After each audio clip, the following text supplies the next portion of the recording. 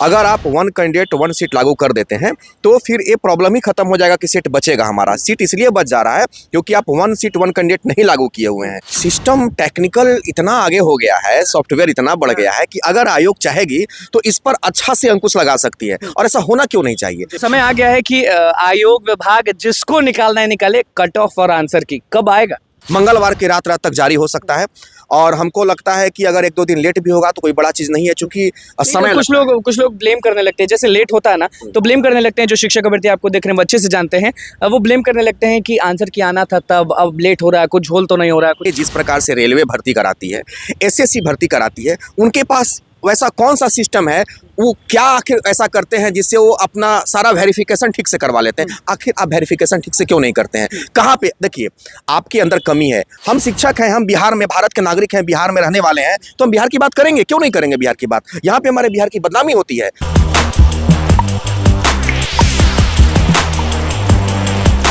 नमस्कार, मैं हूं अनुकुल तिवारी और आप वॉइस अब देख रहे थे। लगातार हम शिक्षक अभ्यर्थियों का मुद्दा दिखा रहे हैं। हमारे साथ विकास सर मौजूद हैं। सारे शिक्षक अभ्यर्थी बहुत परेशान हैं कि टीआरई 1 टीआरई 2 में जो खेल चला था कि सीट को बचाने वाला खेल, वो फिर से टीआरई 3.0 में तो नहीं होगा। क्या वन कैंडिडेट वन रिजल्ट जो डिमांड कर रहे हैं लोग, वो पूरा करेगी सरकार, पूरा करेगी विभाग, आयोग? इस पर आप क्या कहेंगे? दो बातें हैं।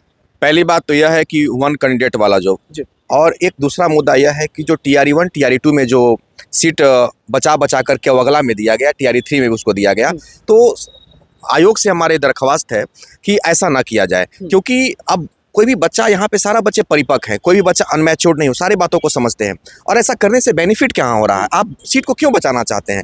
अगर आप वन कैंडिडेट वन सीट लागू कर देते हैं तो फिर ये प्रॉब्लम ही खत्म हो जाएगा कि सीट बचेगा। हमारा सीट इसलिए बच जा रहा है क्योंकि आप वन सीट वन कैंडिडेट नहीं लागू किए हुए हैं। तो टीआरई 1 टीआरई 2 में जो भी सीटें बची गई उसी को टीआरई 3 में, टीआरई 1 टीआरई 2 में आप कह रहे हैं कि वन कैंडिडेट वन रिजल्ट नहीं लागू हुआ था? हाँ, नहीं लागू हुआ था। मतलब ये सीधे आप कह रहे हैं? सीधे कह रहे हैं, और हुआ भी था, सब कोई को पता है।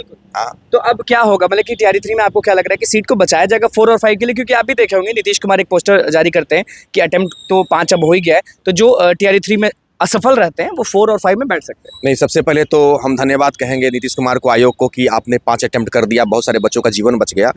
रहा मुद्दा यहाँ पे सीट बचाने का, तो हमको लगता है कि ऐसा उनको नहीं करना चाहिए। परिपक्वता की तरफ देखिए, बिहार एक तो बेरोजगारी की बाढ़ झेल रहा है, गहराई में घुसा हुआ है, बेरोजगारी की गहराई में। तो हमको लगता है कि कम से कम आयोग को एकदम निष्पक्ष होकर के और बिहार के विकास में योगदान देना चाहिए। और आयोग को, सरकार को, बिहार बोर्ड जो चेयरमैन है वो ऐसे हैं कि अतुल प्रसाद की तरह बस बोलेंगे और फिर गायब हो जाएंगे? नहीं, देखिए अब इनका कारनामा तो अब टीआरई 4 में देखने को मिलेगा। टीआरई 3 में ये देखने को मिला कि निष्पक्ष इन्होंने एग्जाम करवाया, और टीआरई 4 में देखते हैं कि सर क्या करते हैं। तो उनकी ये ड्यूटी है, उनको करना चाहिए। एक कोई ऐसा नहीं कि एहसान करेंगे बच्चों पर या सरकार पर या राज्य पर, उनका यह ड्यूटी है कि वो अच्छे से एग्जाम ले।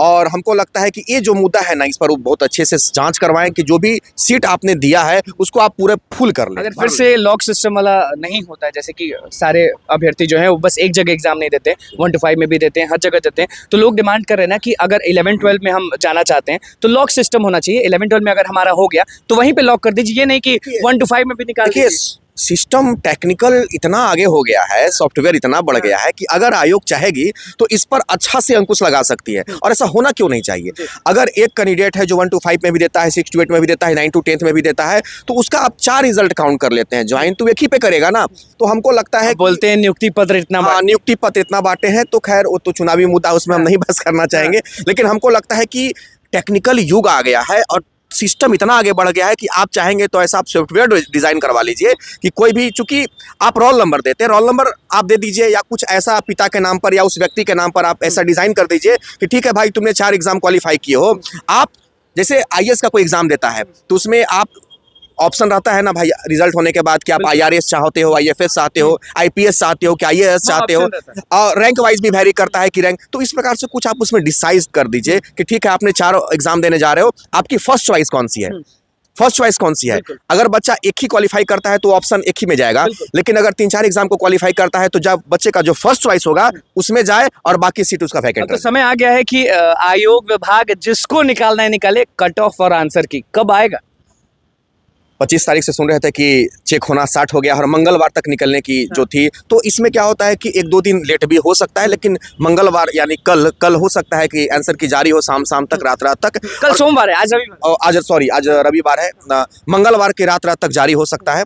और हमको लगता है कि अगर 1-2 दिन लेट भी होगा तो कोई बड़ा चीज़ नहीं है, चूँकि समय कुछ लोग ब्लेम करने लगते हैं, जैसे लेट होता है ना तो ब्लेम करने लगते हैं, जो शिक्षक अभ्यर्थी आपको देख रहे हैं, अच्छे से जानते हैं, वो ब्लेम करने लगते हैं कि आंसर की आना था तब, अब लेट हो रहा है, कुछ झोल तो नहीं हो रहा है कुछ। नहीं, देखिए वो बच्चे भी अपने जगह पे सही है, चूँकि वो पैसेंस नहीं रख पाते हैं, ज़िंदगी का सवाल होता है, तो वो इस झोल की वजह से नहीं, बेचारे में पैसेंस जवाब दे रहा होता है, तो अपनी जगह पे छात्र सही होते हैं और उनको भी ये समझना होगा कि टेक्निकल वाला वो काम होता है, तो 1 या 2 दिन लेट हो भी सकता है, कोई बड़ा चीज़ नहीं है। ये भी खबर आप सुन रहे होंगे कि पढ़ाए शिक्षक, मेहनत किए शिक्षक, लेकिन फिर पकड़ा जाते हैं कि झोल है इनमें, तो फिर वेतन भी वापस लिया जाए, हर चीज़ वापस लिया नहीं, यहाँ पे जो अभी हम हाल में सुनने में 2 दिन पहले हमको आया हुआ है कि देखिए इसमें हम एक सुझाव देना चाहेंगे, छोटी मुँह बड़ी बात। किसको सुझाव देना? आयोग को देना चाहेंगे।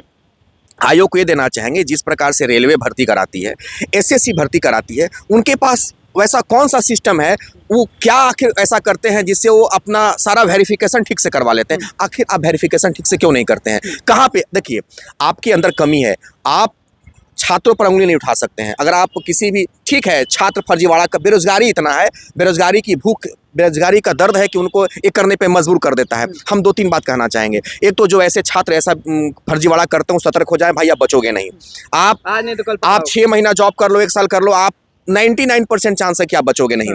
आयोग को हम ये कहना चाहेंगे कि आप क्यों नहीं आयोगों से सीखते हैं?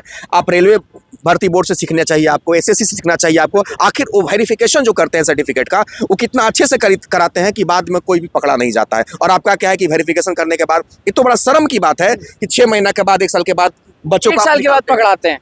अभी 4-5 महीना 6 महीना जो लोग नौकरी किए हैं, आप सुन रहे हैं कि आप उनसे सैलरी भी मांग रहे हैं, तो हमको नहीं, देखिए ठीक है उन्होंने गलती किया, लेकिन हमारा एक निष्पक्ष शिक्षक होने के नाते हम उनसे ही कहेंगे कि उन लोगों ने काम तो किया ना। लेकिन वो तो झोल वाला कि झोल वाला, आप तो काम करवा लिए, आप काम करवा लिए, तो हमको लगता है कि आप उनको, अब तो ये सरकार तय करेगी, लेकिन हमको जो मेरा पर्सनल ओपिनियन है कि उनसे आप काम करा लिए हैं, सैलरी मत, उनको दंडित कीजिए, उनको बैन कर दीजिए, मेहनताना आप दे दीजिए, आप मेहनताना उनको, चूंकि वो काम किए हैं, आप काम काहे करवाएं उनसे? ये तो गलती आपकी थी ना, आप क्यों नहीं चेक किए? आप उनको ऐसा दंड दीजिए कि 5 साल उनको बैन कर दीजिए, पढ़ा ही 3 साल बैन कर दीजिए, बात खत्म हो गई। हाँ, सैलरी आप, चूंकि गरीब घर का अगर बच्चा होगा, ऐसा गलती किया होगा, अच्छा 2-3 चीज और है, गरीब घर का बच्चा ऐसा गलती ज्यादा नहीं करता है, ऐसा जो बड़े पैसे वाले लोग होते हैं ना, ऐसा गलती ज्यादा करते हैं गरीब, और इसमें गरीब का बच्चा मारा चला जाता है। पैसा दे करके हम सीट किसी प्रकार, इस बार लग रहा है कि नहीं सर कि इस बार कोई पैसा दे के अंदर हुआ होगा या नहीं? अभी तक तो संज्ञान में मेरे नहीं आया है, तो हम झूठ बात नहीं कह सकते हैं, क्योंकि कुछ अभी तक हम स्पष्ट नहीं है कि ऐसा हुआ है कि नहीं है। तो इस बार का चुनाव एग्जाम हम मानते हैं कि, और डॉक्यूमेंट वेरिफिकेशन अब भी आप कहते हैं कि रिजल्ट से पहले करा लिया जाए, होना चाहिए, क्योंकि फिर ये नौबत आता ही क्यों है? आप 4 महीना 6 महीना, चूंकि ये बदनामी हमारे बिहार की बदनामी है भाई। हम शिक्षक हैं, हम बिहार में, भारत के नागरिक हैं, बिहार में रहने वाले हैं, तो हम बिहार की बात करेंगे, क्यों नहीं करेंगे बिहार की बात? यहाँ पे हमारे बिहार की बदनामी होती है, तो स्वाभाविक सी बात है कि हम एक आवाज उठाएंगे इस पर। एक और, जब भी हम अभ्यर्थी के पास जाते हैं ना, वो बोलते हैं कि किसी भी शिक्षक के पास जाइए ना, तो ये मुद्दा जरूर उठाइए, वो है कि छोटी छोटी जिनके बच्चे हैं, एज रिलैक्सेशन वाला मामला TRE 3 तक तो नहीं हुआ, अब वो लोग का डिमांड है ना कि TRE 4 में वो लोग को एज में जो छूट होती है ना, वो मिल जाए। हमको लगता है कि आयोग इस पे अच्छा कदम, सरकार इस पे अच्छा कदम उठाएगा। देखिए आयोग जब 3 अटेम्प्ट से 5 अटेम्प्ट किया है, तो देर सवेर ही सही, लेकिन एज रिलैक्सेशन भी होगा, ये हमको पूरा डिमांड। ये कितना सही है? 99% सही है, 1% गलत, 100% आप कह सकते हैं, क्योंकि 100% सही है, क्योंकि एज रिलैक्सेशन होना चाहिए। बीच में देखिए, बीच में कोरोना भी आया, 2-3 साल बच्चे बाधित हुए, आप धड़ाधड़ 21 साल में धर के फूंक दिए। तो मेरा कहने का मतलब है कि इसमें होना चाहिए। आपने देखिए, आयोग समय पर सब कदम उठाएगा, आयोग पर पूरा भरोसा है, सरकार पर पूरा भरोसा है, तो हमको लगता है कि परसों आंसर की मान ले हम लोग या नहीं माने?